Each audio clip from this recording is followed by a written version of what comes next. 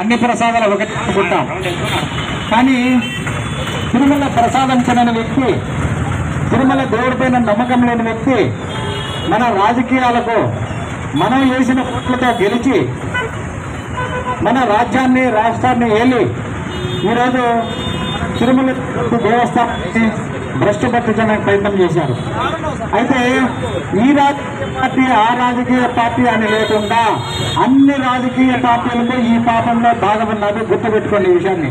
మళ్ళీ చెప్తున్నాను, ప్రతి రాజకీయ పార్టీకి కూడా ఈ పాపంలో భాగమున్నది. 1934 టీటీడీ బోర్డు ఏర్పడడానికి ప్రధాన కారణం అప్పటి బ్రిటిష్ ప్రభుత్వం వారు ఎవరైతే ఉన్నారో ఈ దేశాన్ని నాశనం చేయడానికి కావలసినటువంటి ఫస్ట్ ప్రణాళికలో భాగంగా ఎండోమెంట్ ఇలాంటివి ప్రారంభించారు.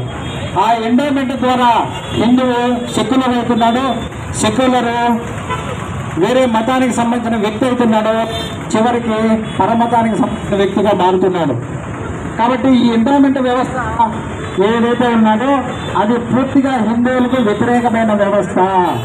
వాళ్లకు అనుకూలమైన సమయం లేనప్పుడు మాత్రమే హిందువులు కలిసి ఉండడానికి ప్రయత్నం చేస్తారు.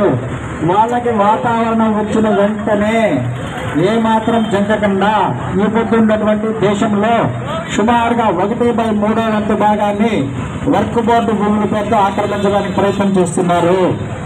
ఇలాగే హిందువులందరూ కూడా అందరూ మతాలు ఒకటే, అందరూ సమానమే, అందరూ దేవుళ్ళు ఒకటే అనుకుంటే మనకు జరిగే ప్రమాదాలు ఏవైతే ఉన్నాయో కళ్ళ ముందర కళ్ళకు కట్టినట్టు కనబడుతున్నది. ఓ హిందూ మేలుకో, ఈ సమాజం నీది, ఈ ధర్మం నీది, ఈ దేవాలయం నీది, ఈ బాధ్యత అంతా కూడా మనదే.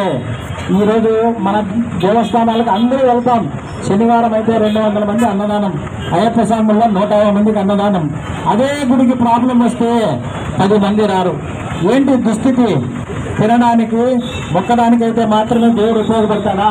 అదే దేవుడు ఆపదలో ఉంటే రావడానికి ముందుకు హిందువులు ఎందుకు జరుగుతున్నారు?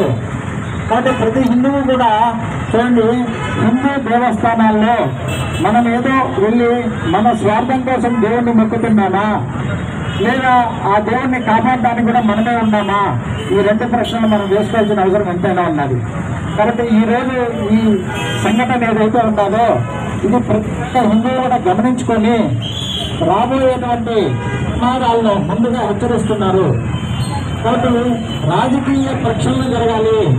దేవాలయాల పైన రాజకీయాల ప్రక్షాళన ఏదైతే ఉందో పూర్తిగా నిర్వహించదు. పీఠాధిపతులకు, హిందూ ధార్మిక సంస్థలకు ఇలాంటివి అప్పగించాలి. అదేవిధంగా మన మదనపల్లి నగరంలో కానీ రాష్ట్రం మొత్తం మీద ప్రతి పట్టణంలో కూడా దేవాలయాలు అన్నీ కూడా హిందూ ధార్మిక సంస్థలకు అప్పగించాలి. కాబట్టి ఈరోజు మనం చేస్తున్నది ఏదో ఈరోజు చేసి వదిలేసేది కాకుండా ప్రతి క్షణము సమాజంలో ఇలాంటి విషయాలపై